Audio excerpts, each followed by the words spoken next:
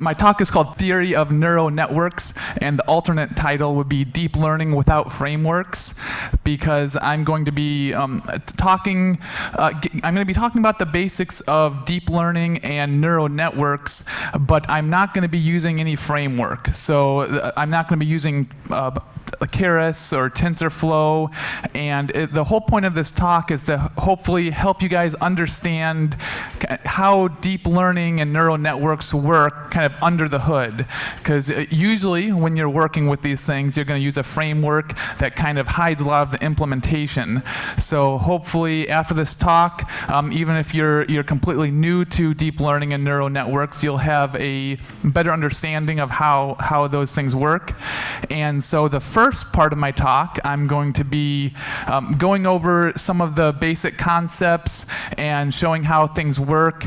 And then I have a second part after lunch where I'm going to bring it all together and do some live coding and show you how to solve an actual problem using just straight Python, and showing you how to create a neural network from scratch. So first, a little bit about me. Let me get my... There we go. So my name is Beau Carnes, like you heard, and I am from the United States. I'm from the state of Michigan, and I currently work at freeCodeCamp.org. It's a nonprofit with the goal of providing a free curriculum for people learning software development, and so anybody can go on and learn for free. So like a new thing that we're doing over at freeCodeCamp is we've translated the curriculum into 5 different world languages, and we just use the Google Automatic Translator, but we are an open source community, so we're trying to get people to go in that are native speakers and fix the automatic translations, and Russian is one of the languages, so if anybody's interested in trying to help out this open source community and you speak Russian, you can go in and help with the translation. Besides that, I also have made some courses for this book publishing company called Manning Publications. I saw on the booth out there, I saw some Manning Publications books, and I've created some video courses. So I have one called Algorithms in Motion, and then Grokking Deep Learning in Motion. So the second one is kind of the Grokking Deep Learning in Motion. That's what this talk is based off of. And the whole course, the whole video course is actually based on this great book by another author named Andrew Trask. So I would highly recommend this book for anybody trying to learn deep learning. So my video course is based on the book, and this talk is based on the course. So let's kind of get into it here. First of all, I wanted to tell you that I do it. So this is my personal website, carnes.cc, and then I made a page called Moscow. So all my slides are on there, and all the code that I'm going to be going over during this part of the talk and the second part of the talk. So you don't necessarily need to look at it now, but if you ever want to refer to that, you can. And so I'm going to be going into more detail into code than some of the previous speakers. So sometimes it's good to see the actual code. So deep learning versus machine learning. So deep learning is actually a subset of machine learning. So if we go here, you can see that we have machine learning, and then the subset is deep learning, and then the subset of that is artificial intelligence. So machine learning is kind of like what it sounds like. Machines or computers are trying to learn something that they were not explicitly programmed for. So machines observe a pattern and attempt to imitate it in some way. So machine learning is often attempting to take an input data set and transform it into an output data set. So let me show you some examples with an input data set and an output data set. So these are all examples that you would use machine learning or even deep learning to try to figure out. So if you have pictures of a cat, you have the input is pixels, and then the output would be a presence or absence of a cat. So you input the pixels, and the output of the algorithm would be whether or not there's a cat there. And the next one would be you could input movies you liked into the algorithm, and then it would output movies you may like. So these are just some different possible use cases. You would input words, and then it would output whether those words indicated that the person was happy or sad. And then you would input weather sensor data, and the output would be the probability of rain. So these are all supervised machine learning tasks. And the machine learning algorithm is attempting to imitate the pattern between two data sets in such a way that it can use one data set to predict the other data set. So I'm going to give you a summary of how machine learning would do that and how a deep learning algorithm would do that. Let's say you have this data set of pictures, and a lot of the pictures are pictures of cats, but then some of the pictures are not cats. So how it would work is you would input all these pictures into your algorithm, and you would also tell it which pictures were cats and which pictures are not cats.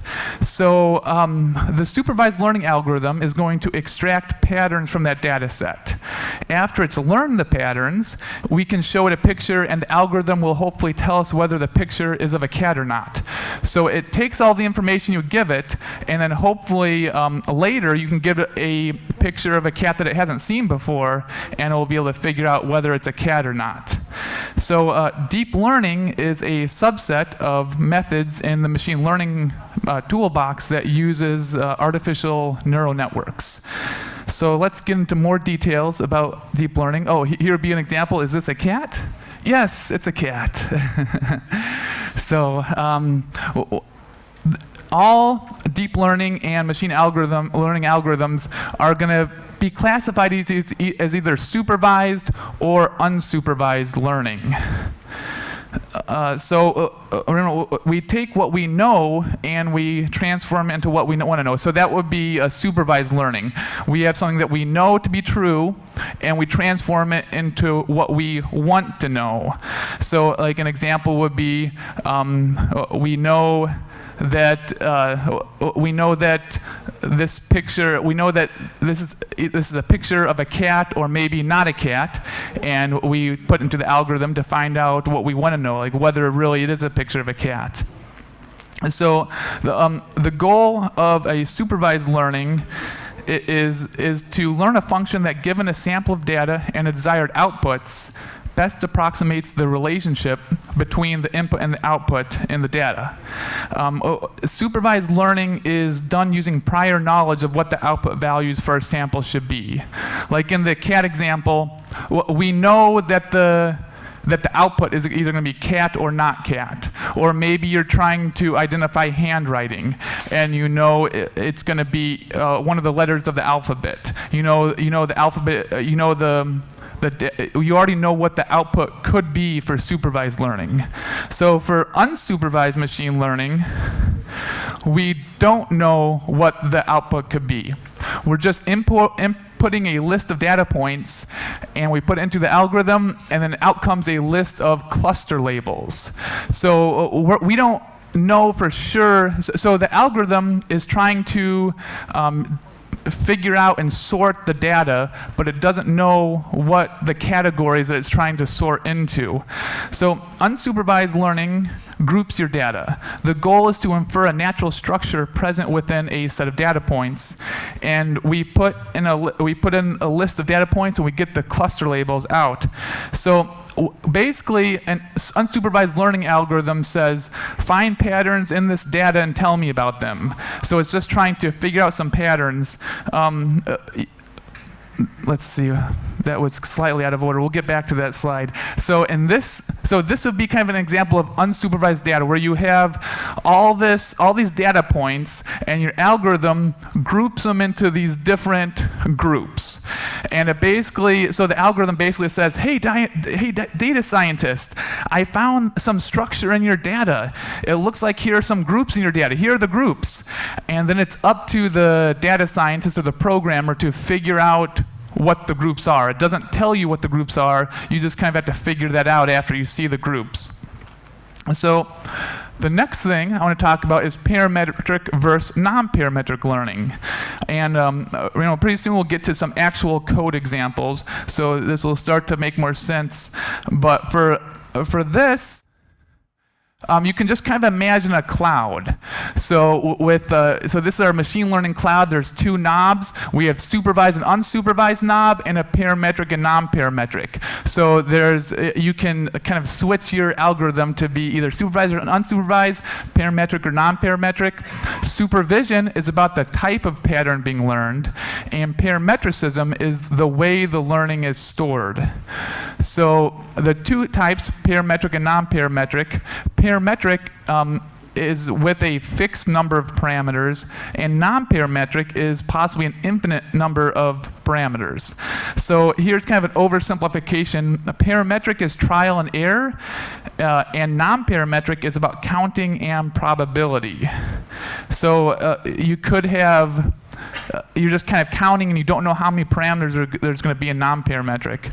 So let's do an example. I'm going to go back to this slide. So let's say you're trying to figure out, you have this square and you're trying to figure out where it should go in this little toy here. Now this is a pretty simple example, but some people, like a baby, may just jam it into every hole until they find out where it fits. So that's kind of like parametric learning. Now non-parametric learning would be you're counting the sides of the square and counting the sides of the hole, and then you kind of figure out where it would go in that one. So a parametric models tend to use trial and error, like just trying everything. A non-parametric tends to count to figure out where it should go. But most algorithms are supervised parametric learning.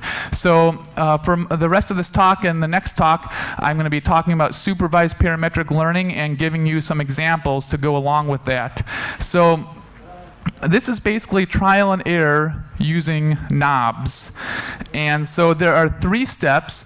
Step 1 would be predict. So the 3 steps to supervised parametric learning is, the first step is predict. So for the predict step, you take all your data. In this case, we're trying to predict if a sports team is going to win a game or not. So we input this data like number of toes on the team, number of players, number of fans. We put it into our algorithm, which is our machine, and then out comes a prediction. So in this case, our prediction is saying that there's a 98% chance, given this data, that our team is going to win. So step 2 is going to be compare to the truth pattern.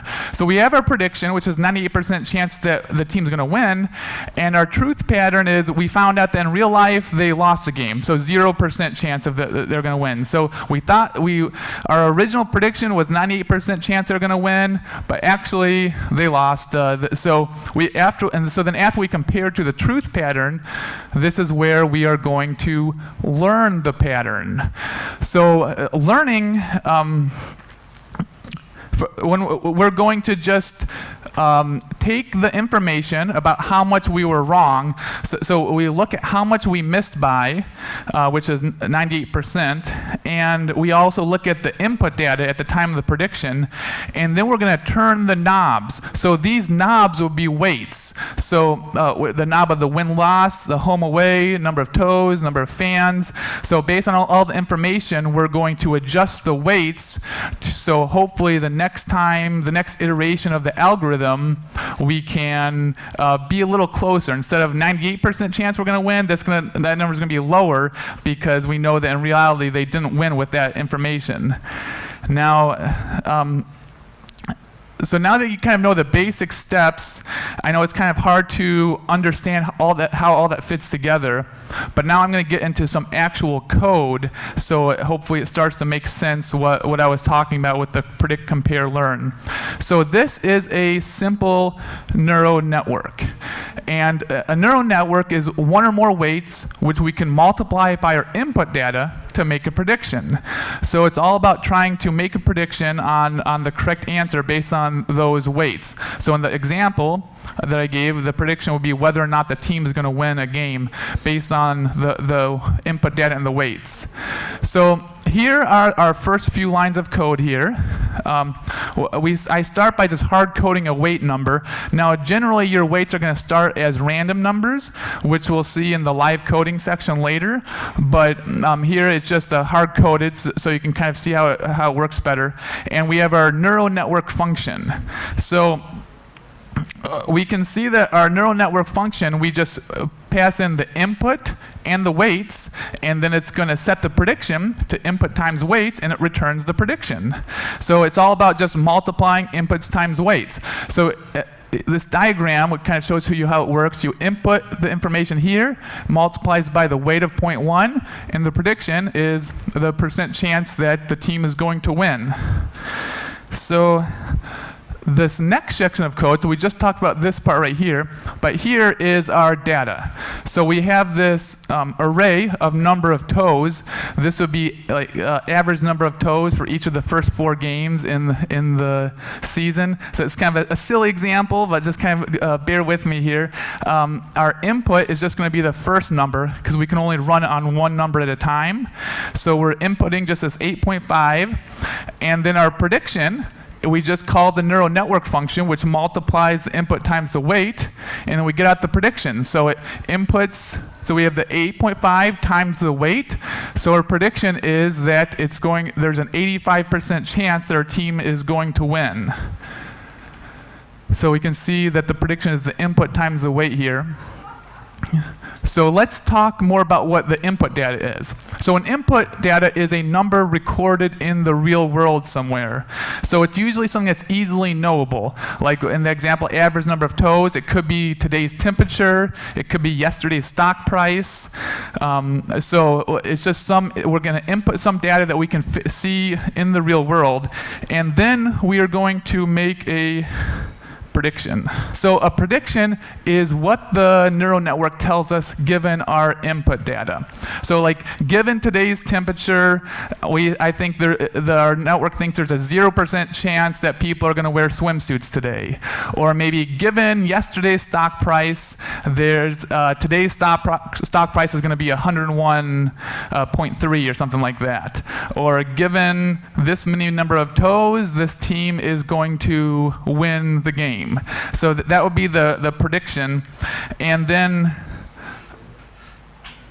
the network learns through trial and error. So in that example, it only went through it one time.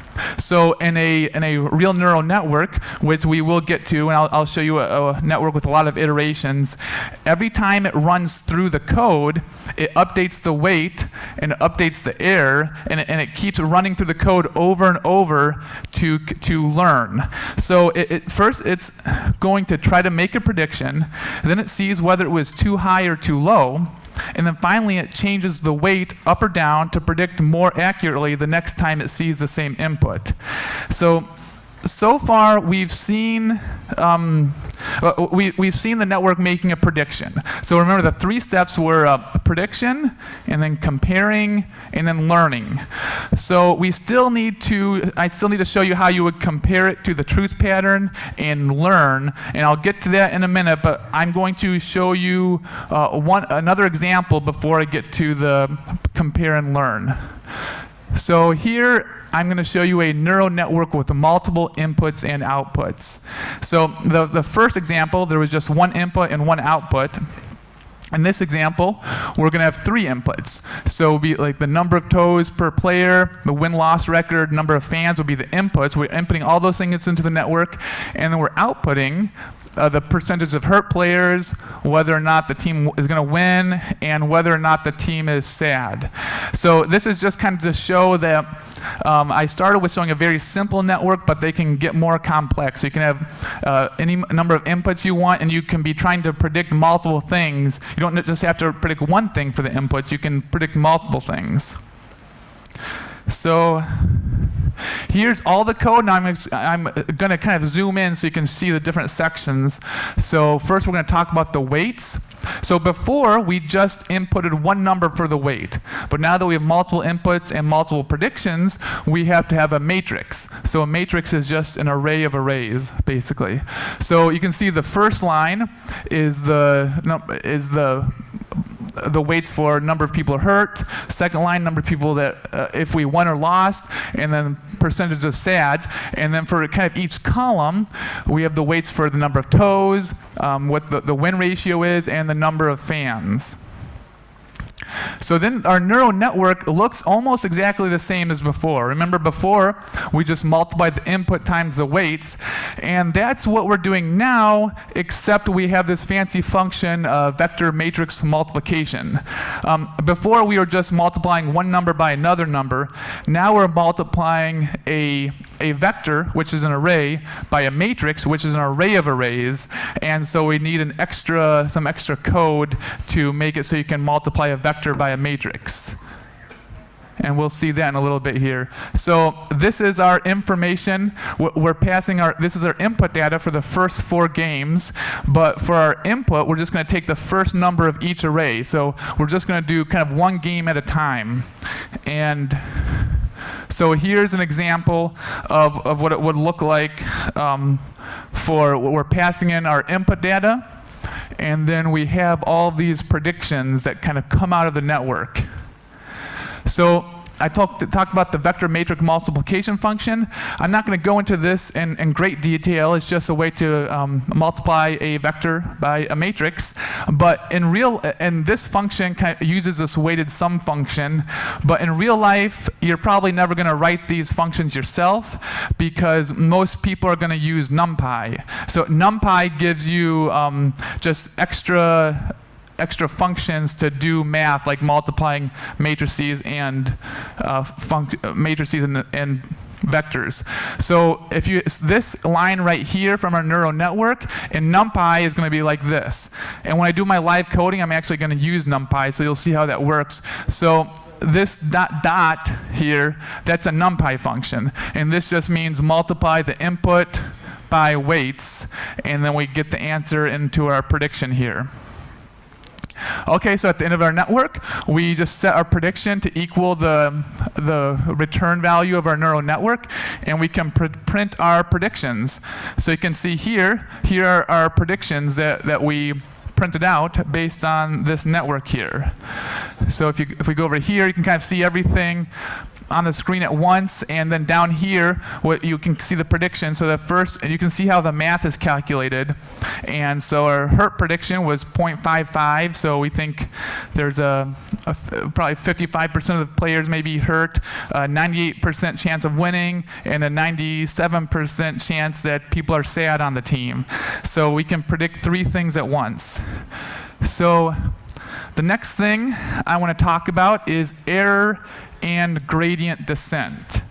So the gradient descent is used while training a machine learning model, and it's an optimization algorithm that tweaks its parameters iteratively to minimize a given function to its local minimum. So in other words, it allows us to calculate both the direction and the amount that we should change our weights, so we reduce our error. So the whole point of our neural network is trying to get our error to 0. So our gradient descent, which we'll see the code later, and it's pretty simple. It helps us figure out which direction we should move our weights and how much we should move our weight. So when we calculate the error, it goes down. It's just a way to, every time we run the code, every iteration, we're going to use our gradient descent function to get our weights to the right spot so our error goes to 0.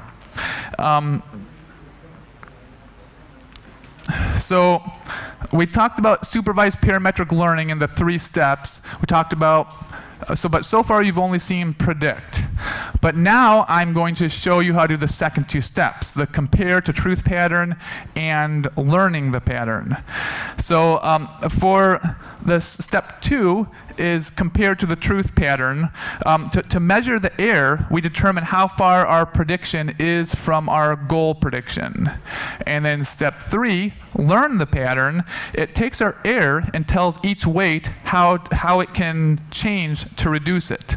So the whole point is trying to figure out which weights are impacting our error so we can reduce our error to 0, and by time when our error is 0, that shows us that our weights are accurate because there's no error. So now I'm going to show you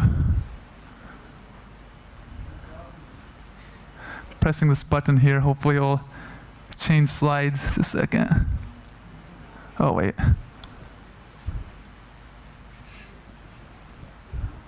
Okay, so learning is adjusting our weight to reduce the error to 0. So that's what we're trying to do to actually, that's what our learning is actually doing. So here is our one iteration of gradient descent. Now, in a real example, you could have like hundreds of iterations or thousands of iterations. And when I get to the live coding, I'll show you one with a lot of iterations. But let's just take it one iteration at a time. So first we get our weight and our alpha.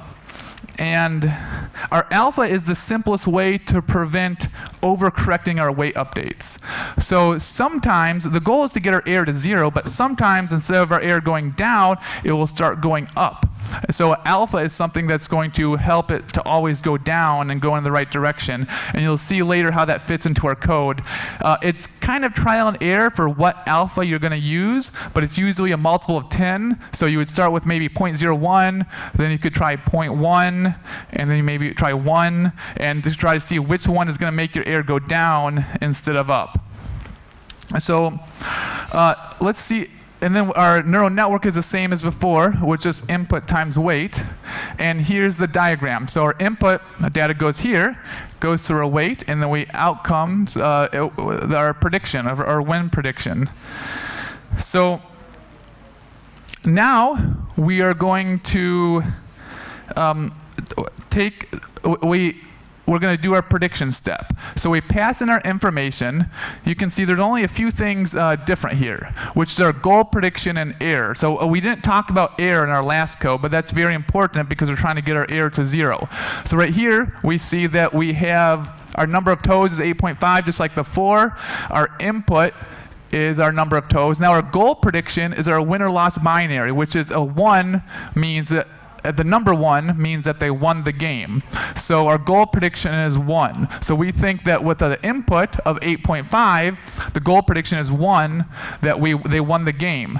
So we do our prediction just like before with our neural network. We multiply the input times the weight, and then our error is going to equal prediction minus goal prediction squared. So this is prediction minus goal prediction is the raw error. It's how much we predicted was going to happen minus what we thought was going to happen. And then the reason why we square it, it forces the raw error to be positive by multiplying by itself. So a negative prediction, a negative error wouldn't make sense. So when we square it, it's always positive. And it also has the added benefit of making large errors larger and small errors smaller, which actually helps our neural network to go quicker to the correct to the correct thing by squaring it like that. So if we run our neural network, we do the 8.5 times 0.1, we get the 0.85, but then our error ends up being 0.023.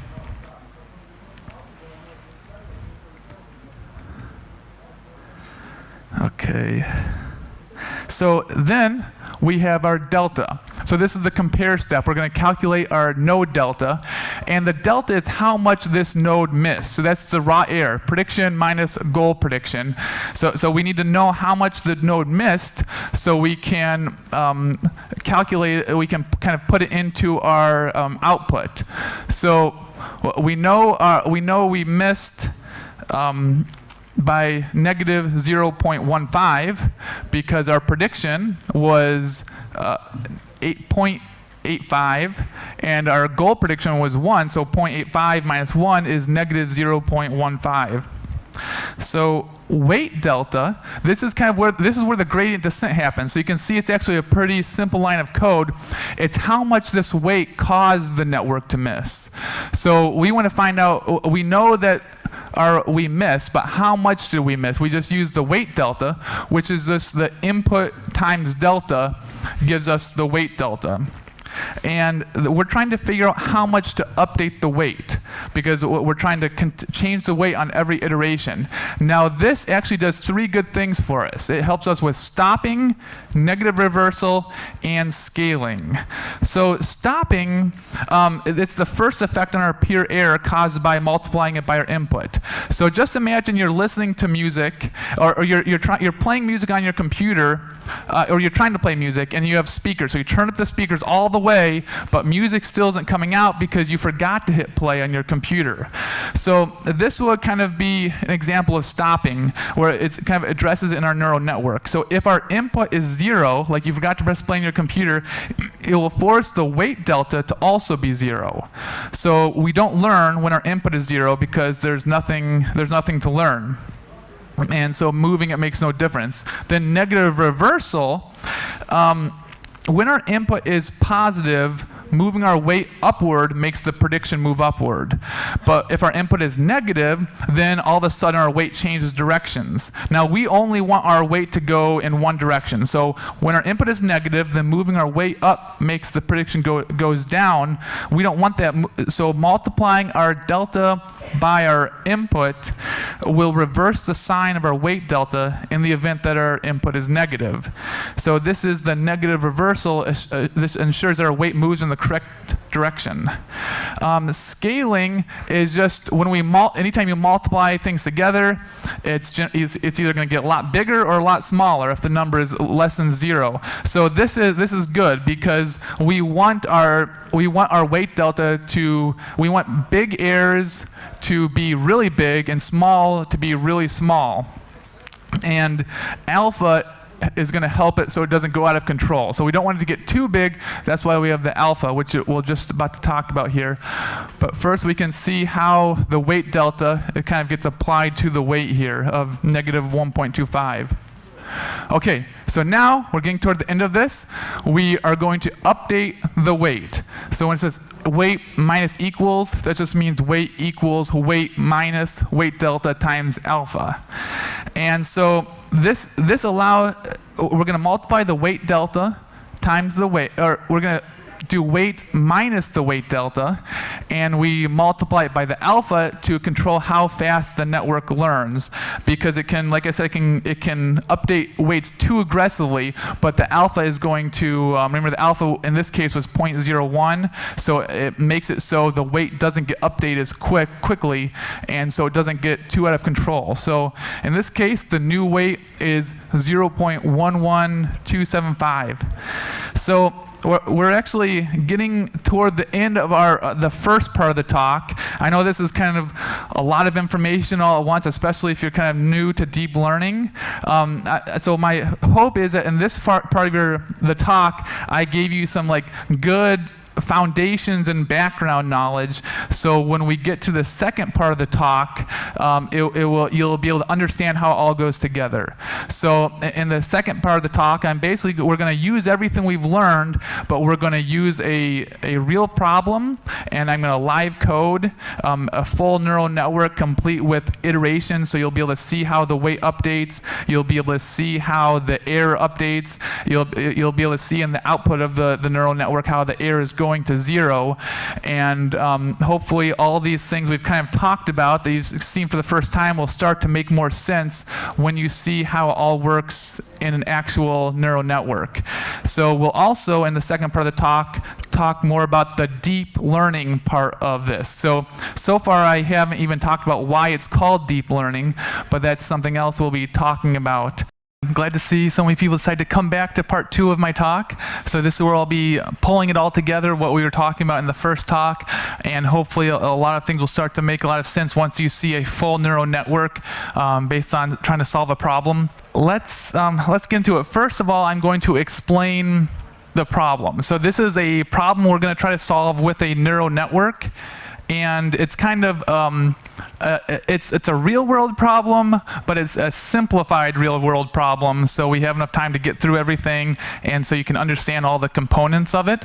So you have to imagine a scenario. So imagine the situation where you go to a country you've never been to before, and you see a stoplight. And you don't know, there's 3 lights, but you don't know which configuration of lights means to walk and which configuration of lights mean to stop. So since you're a programmer and a data scientist, you decide you want to collect some data. So you just sit there and watch, and you observe whether people stop or walk. So after a little while, you collect this information. So you can see this is the first stoplight, and that configuration of lights with the 2 on the side on and the middle one off, people stopped. And then you see this, people walked in the second configuration of lights. And then the third was just this one on, a person was stopping. So you're trying to figure out which configuration means walk and stop. But this isn't quite enough information, so you keep looking and you collect all this information here. And so we're trying to we collected the information of what we know and what we want to know. So what we know is the configuration of the stoplights. What we want to know is whether they mean to walk or stop. So we're going to use this data and see if our neural network that we're going to develop can figure out which configuration of lights means to walk or stop. Now this is a simple example, so hopefully you can kind of already see a pattern that the middle light is perfectly correlated to whether you should walk or stop, and actually the left and right light don't have anything to do with whether you can walk or stop. So when we develop our neural network, we're not going to tell it that information. We're going to see if our neural network can learn on its own that the middle light is perfectly correlated to the walk and stop data. So to make a neural network, we cannot just put in these notes or this picture here, so we have to convert it to numbers. So this is how we're going to convert our street light data to numbers. So we're going to make, if the light is on, it's a 1. If the light is on, or if it's off, it's a 0. So you can kind of see how these correspond to each other. So we've got this new data set, and we're going to use it to create a neural network to solve it. So I'm going to go over to my code editor here. Now this is something called Google Colab. And Google Colab, it's basically like an online code editor for Jupyter Notebook. So I don't know if you're familiar with Jupyter Notebook, but it's used a lot for deep learning and machine learning. And this is an online version, so you don't have to have anything installed on your computer. And so it makes things a lot simpler when you're testing things out here. So I'll zoom in a little bit more.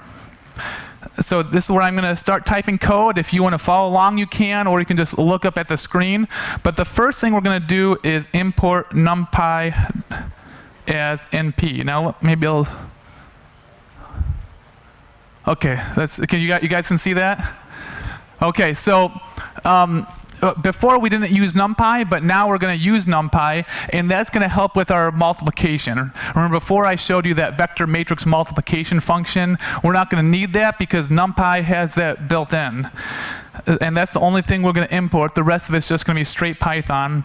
So now we're going to have our weights array, and I'm going to do mp.array. And the mp.array means it's a NumPy array. And this allows us to do special operations with it, like the vector matrix multiplication and stuff like that. So a lot of neural networks, their weights are going to start off randomly. And so I thought this would be a cool chance for some audience participation. And I'm going to see if you guys can give me some numbers. They have to be between -1 and 1. So give me a decimal point between -1 and 1. So does anybody want to call out a number for our first weight? 0.7. Okay, how about 0.7? And then we need another, it has to be between -1 and 1. Anybody else have another number? 0.2. Okay. And then our final number?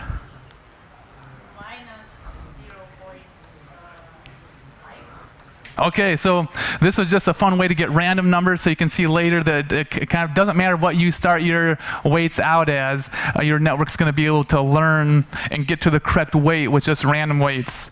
So the next line is the alpha. And we talked about that a little bit before. The alpha helps make sure your network doesn't get out of control, and the whole point of the network is to get our error to 0. But sometimes the error can start going up instead of down to 0, and the alpha will make sure it doesn't go out of control like that. So now we're going to import our data that we collected. So it's going to do mp.array. Now I'm going to be this is going to be a vector or a matrix, so that's an array of arrays. And I'm just going to be typing in this information. I kind of have some notes here, but this is directly from the other slide of what this is going to look like. So this is kind of sometimes the tedious part of machine learning and data science is like dealing with the data and inputting data, but it's just a part of it is actually just trying to put everything into the network.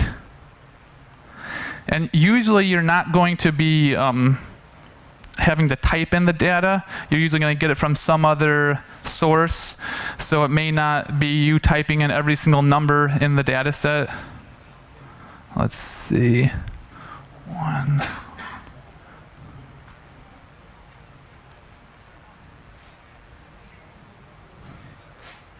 And at some point you may see me type something in wrong that it's obvious that it's wrong, so feel free to let me know, like if I spell like a variable wrong or something like that.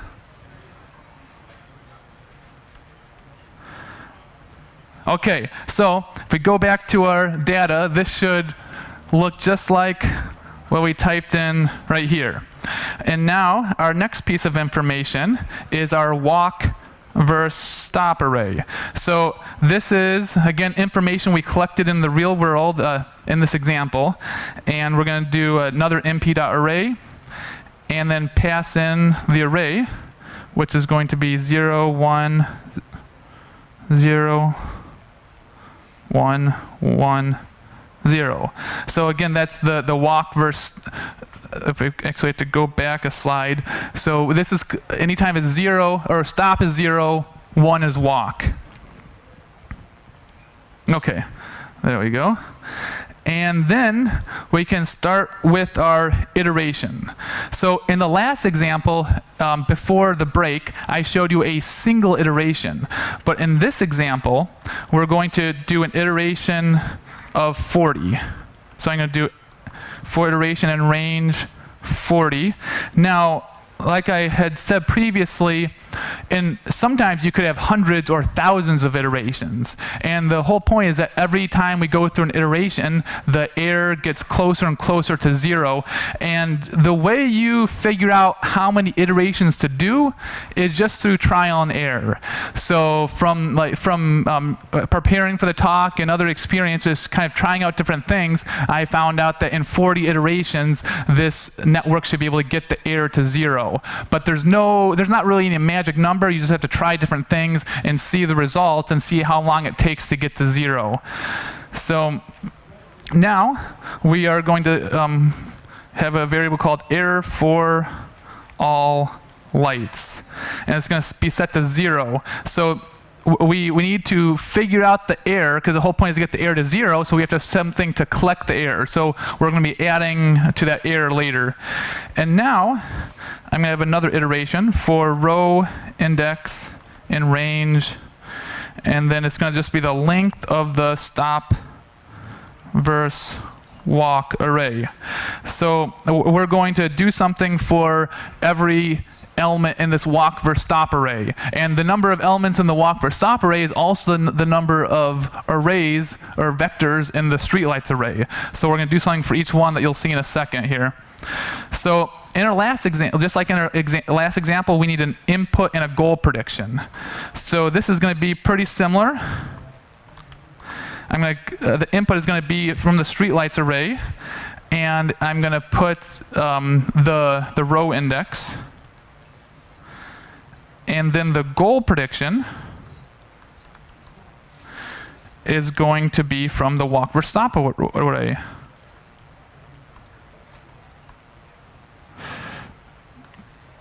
And that's going to be the row index. So you'll see we're going to go through, we're going to iterate through each one, because this array corresponds to this number, the second array corresponds to the second number, the third array corresponds to the third number. Okay, what part?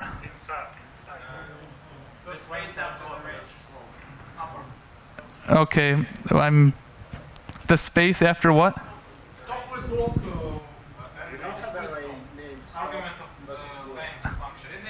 Oh, stop versus walk. I should definitely. Oh, like is this what you're talking about? No. Walk versus stop. Oh, yeah. Okay. Thank you. I don't know. I was looking at it for some reason. I was thinking there's a spelling error, so I was like, "What's spelled wrong?" So yeah, thanks for pointing that out. So this is an example of what I was talking about. I'm going to make some mistakes, but luckily I have the audience here to help me fix these mistakes here. Okay. So now we have our input and our goal prediction. We can make our prediction. So let me see if I can you guys still see down at the bottom of the screen there? Okay, so our prediction. Now, if you remember before, when we had our prediction in the first part of the talk, I showed that we called our neural network function. And our neural network function just multiplied the input times the weight. So instead of creating a neural network function, we're just going to do the input times the weight. But we're going to use NumPy. So this dot function just multiplies input times weights, and it can multiply a vector times a matrix. So we're getting the prediction the same way as from before. And now we have to calculate the error. Let's see. Okay, there we can see a little better. The error is going to equal prediction minus goal prediction. And that's the same as before. So that's how we figure out how far away our prediction was from what we thought it was going to be, is the error. And then also, oh yeah, one last thing, we have to take that to the power of 2. So remember, the point of that is to make sure the error is positive. If you square it, it's going to be a positive number. And then also, it makes big errors even bigger and small errors even smaller, and that's actually something we want, because it will get to the correct answer even faster. So now we are just going to add to our error for all lights. Let's see, error for all lights, and I'm just going to do plus equals error. So we're just collecting all the errors into the error for all lights. So we're getting an error for each one of the walk versus stop array, and we're putting them all together because we want the collective error to get as close to 0 as possible. And then we're going to calculate the delta. And that's going to be prediction minus goal prediction. This is just how far away our prediction is from our goal prediction, and it's considered the raw error. This is the same as before. And now we are going to calculate the weights. Now, in our previous example, the weights equaled weights minus weight delta times alpha. And we're going to basically have the same thing here, but we're going to, instead of creating the weight delta variable, if you remember from before, we're going to kind of put it in line, and it's going to be weights minus alpha. Oh, I need a parentheses here.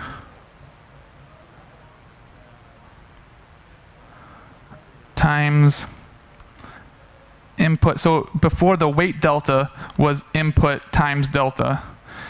And instead of making that weight delta variable, we're going to put it right in line. So weights equals weights minus alpha times input times delta. So that's the same as before.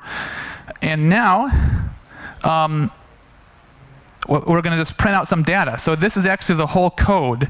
And so I'm going to print out some data here, and then we'll see what happens. So we're going to do, we're going to print the prediction.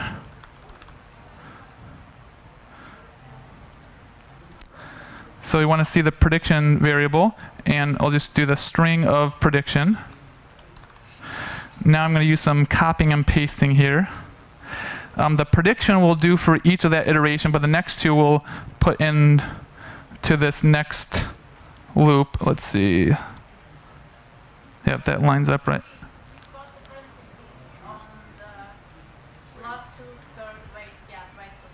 Oh, right here? Yeah. Okay, thanks. I appreciate that. Okay, so now we have weights and weights. And then we'll print out the error. Oops. And the error. Okay, so we're about to run this code and see what happens, but before we run the code, I'm going to go back to the slides. Okay, so this diagram demonstrates what our network looks like. So we have 3 inputs, and then we pass them through these weights, and then we're going to get an output, which is the walk versus stop. Whether the output is going to show whether those inputs mean to walk or stop. So that's the whole point of our network. We're trying to learn from, do these inputs of the light mean to walk or stop? So that's what we're going to do here. Here we go. I'll just run this code. And it's going to take a little bit, but we should see, if I didn't make any spelling mistakes, we should see some stuff appearing at the bottom here, which is the data. Okay, so you'll see at the first, the prediction doesn't really correspond to anything at first, and the weights are going to be pretty similar to the weights we passed in at the very beginning. So you can see here are the weights. So we have 0.6, 0.4, negative 0.2. That's pretty close to the weights we started with right here. But if we keep going down, remember we did 40 iterations, so every time it gets to the error, we're to the next iteration. So the error starts at 0.3. We're trying to get it as close as possible to 0.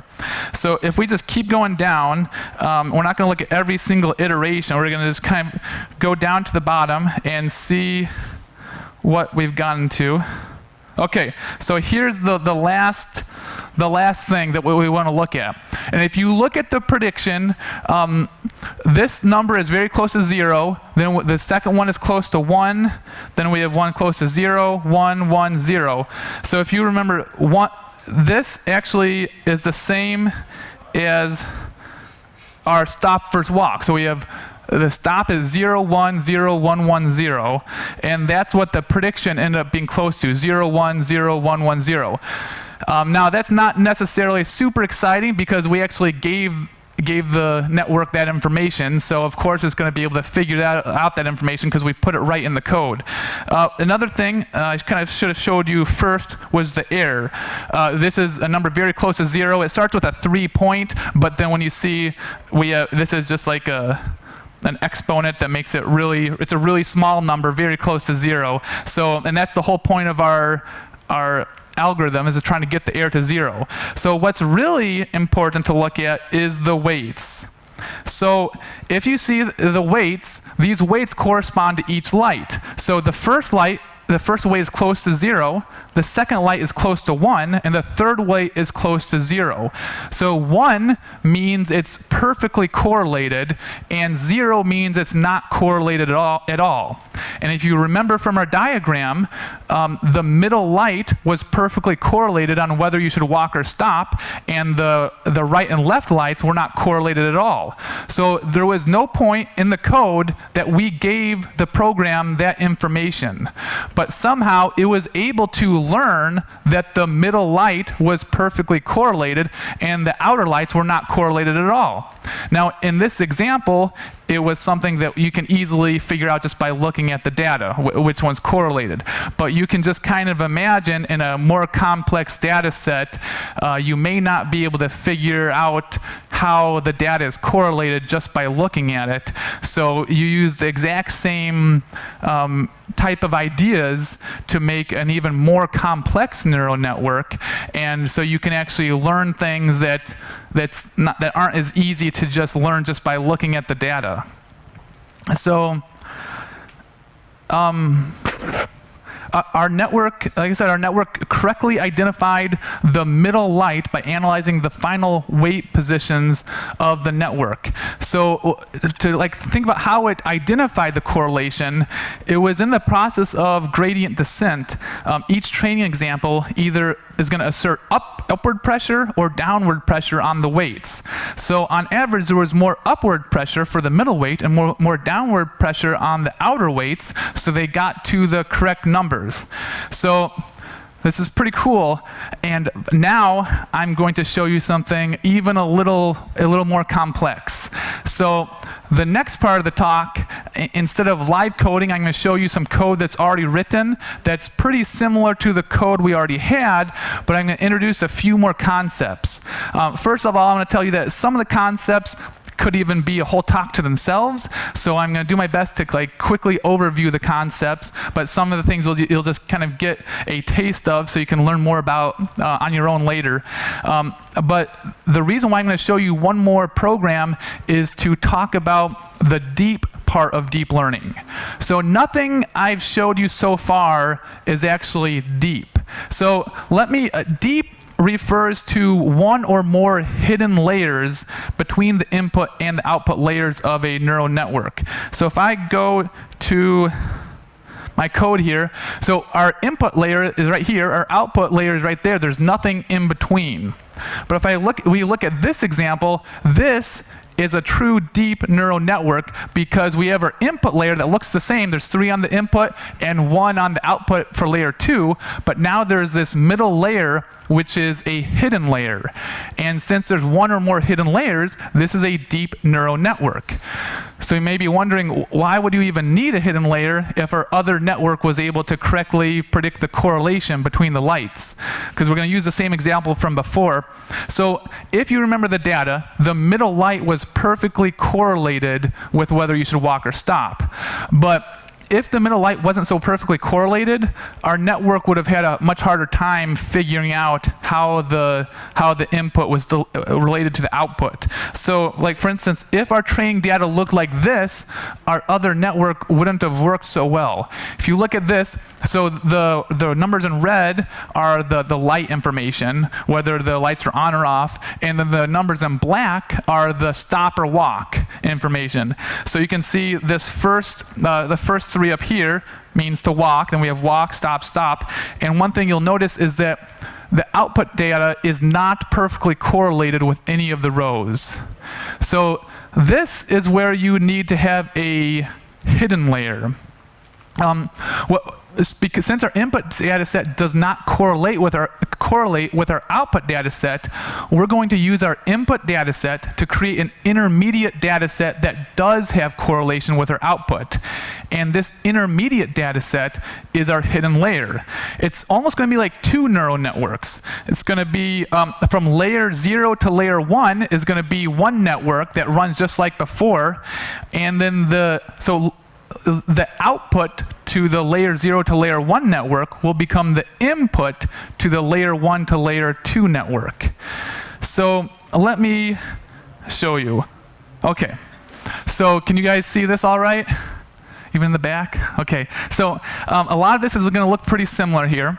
We're importing NumPy as MP, and then this line right here, just make sure, we're going to be using random numbers in this code, and that line just makes sure the random.seed, make sure every time we get random numbers, it's the same random numbers. So a lot of times when you're dealing with neural networks, you're using random numbers for the weights, but to make sure the output is always the same, even though you're using random numbers, you can make sure that every time the code runs, the random numbers were the same random numbers that you used last time you ran the code, and it helps for like comparing to make sure the results are exactly the same. So this is an activation function. It's the ReLU function. We're going to pass our data into it, and it's going to return X, or it's going to return the data we passed in if X is more than 0, or return 0 otherwise. Now, this is, it's called an activation function because it activates some input by returning the input and deactivates other input by returning 0. This code is going to show a 3-layer neural network, and by turning any middle network off whenever it would be negative, we allow the network to sometimes have the correlation from various inputs and sometimes not have the correlation. So it's impossible for a 2-layer network to sometimes allow this input to correlate and sometimes not allow it to correlate. So it adds more power to 3-layer networks. So this sometimes correlation is important for things to work correctly, and this is one of the areas that, like I was saying, could get a whole talk to itself as activation functions and how they work and why, but I'm just going to kind of leave it at that for now, and that the activation function is important to make it sometimes correlate and sometimes not correlate.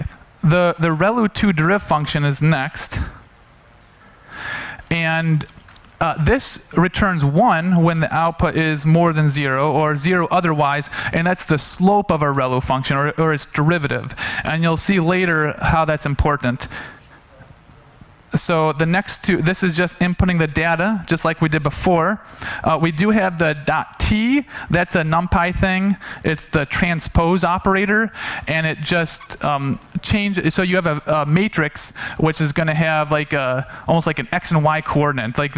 So if it's a 3x4 matrix, the transpose operator would make it a 4x3. Or if it's a 1x4, it would become a 4x1. And when you're multiplying a matrix and a vector, it matters which kind of direction the matrix is, if that makes sense. And so the alpha is same before. Again, sometimes you have to kind of try out different things to figure out what is going to work. And the hidden size is 4. So if we go back to our diagram, you can see that our middle layer has 4 nodes. So that's what this hidden size equals 4 is. There's 4 nodes. And then here is our weights. So, whoop. Okay, let me get back to that code here. I accidentally did the keyboard, the mouse shortcut for going back. So if we go to our weights here, before, this is where we had the audience participation, and I had people shout out different weights, but now we're going to get truly random weights because we have a lot more weights. This is going to be a matrix of weights, and the size of the matrix, like the matrix is similar to this. This is a matrix right here up top, a 3x4 matrix, and this is going to be a 3x4 matrix, and this is going to be a 4x1 matrix, and each number in that matrix is going to be between -1 and 0. And the reason why we have 3x4 is because you can see there's 3 nodes by 4 nodes, and then we have 4 nodes by 1 node. So the size of the weights has to correspond to the input and output layers, because you can see that there's a weight between layer 1 and layer 0, and there's weights between layer 1 and layer 2, and the size of the weights have to correspond to those layers. So now you can see we're gonna iterate 60 times. And then we're going to keep track of the error, just like before we were keeping track of the error. It's just called something different. So in this code, there's going to be a lot of things that are pretty much just like the code that I just did for the live coding, but the names are slightly different. So layer 0 here, this is the same as the input from before. So we're just getting the first street light, which would be this matrix right here, this vector right here. And this is just a kind of fancy way of saying that we're going to get a nested array. So instead of an array of 101, it will be an array of 101. So there'll just be like if you outputted it, there would be an extra array on the sides. There we go. So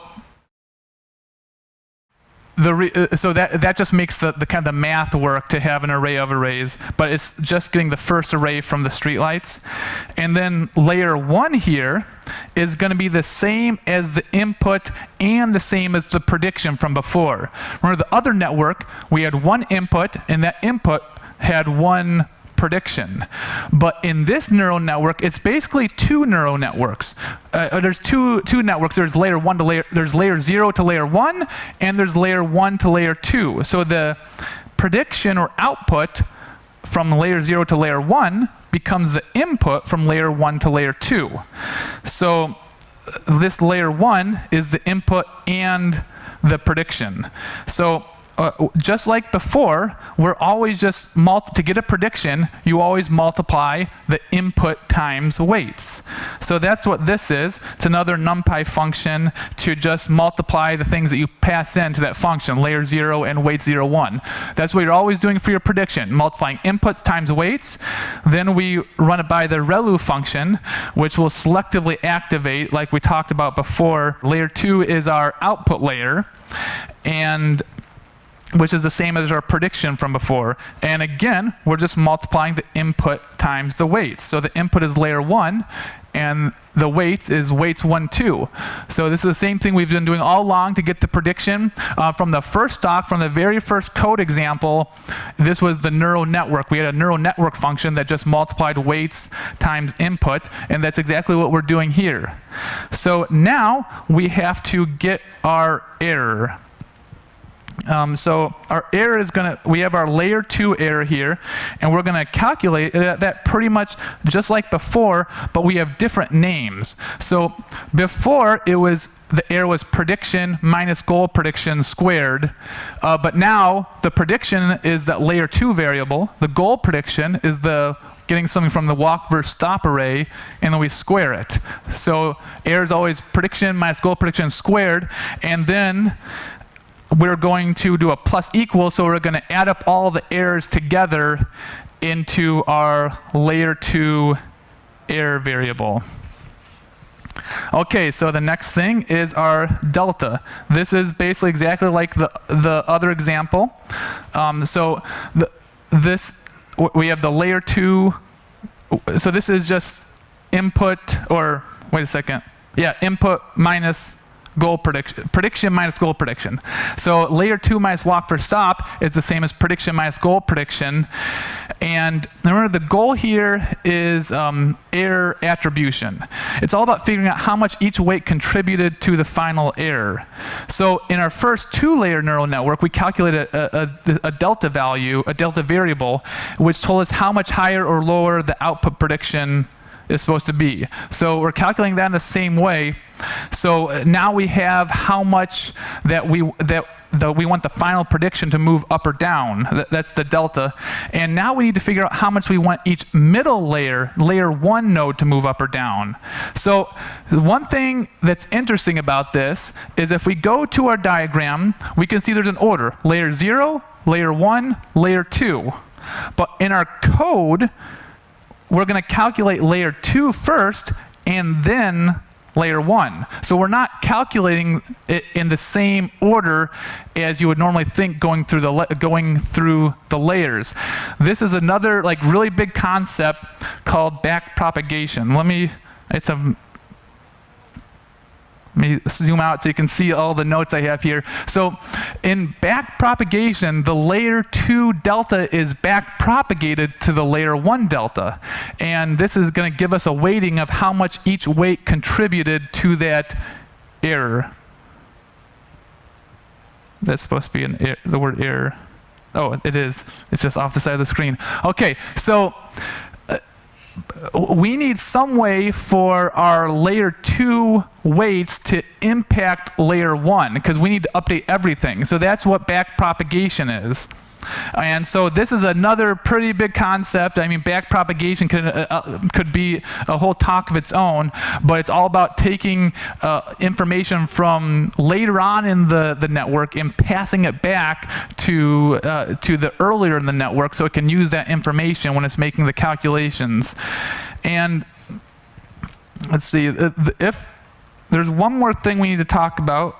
So this is for the layer 1 delta. Here we're just using this dot function to multiply layer 2 delta by the weights, and we have the transpose operator. But then the final thing is this ReLU2 deriv function. So if the ReLU set the output to layer 1 to the layer 1 node to be 0, then it didn't contribute to the error at all. So when this was true, we should also set the delta of that node to be 0. And multiplying each layer 1 node by the ReLU2deriv function accomplishes this. The ReLU2deriv is either a 1 or a 0, depending on whether the layer 1 value was more than 0 or not.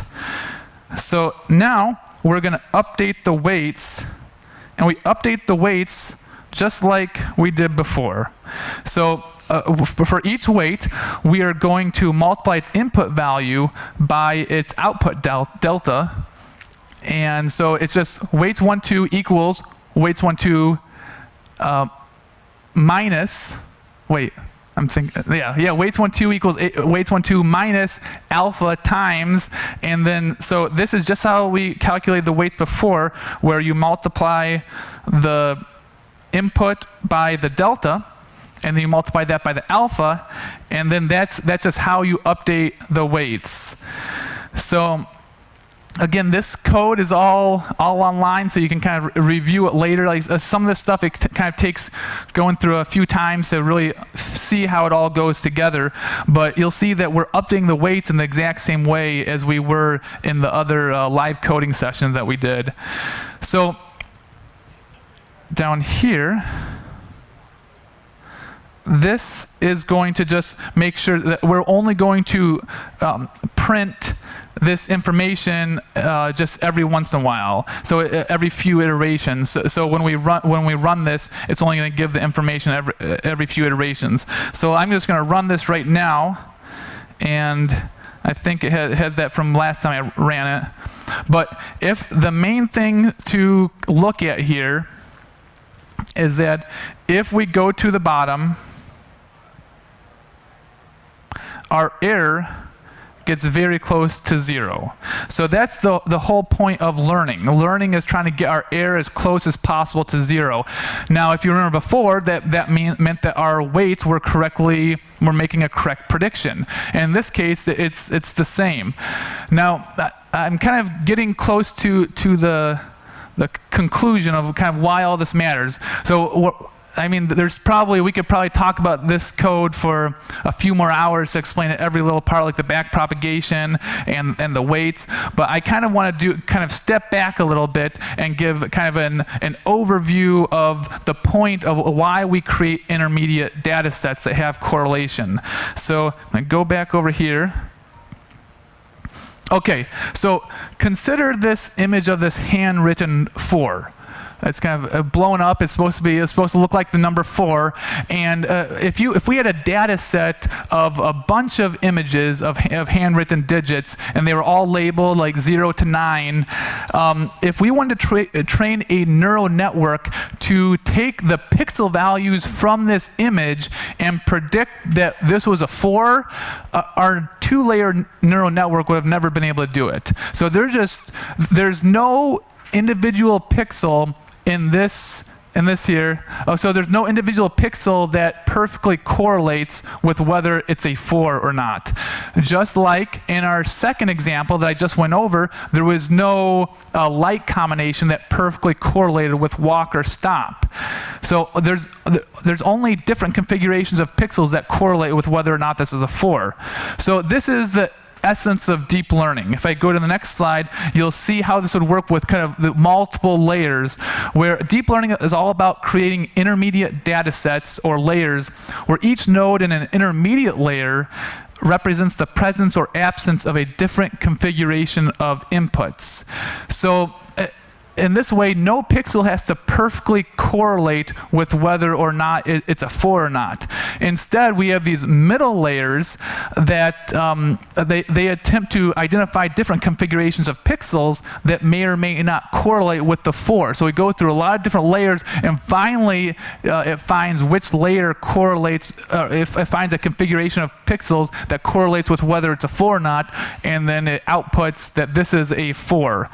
So the presence of many 4-like configurations would then give the final layer the information or correlation it needs to correctly predict whether the digit is a 4.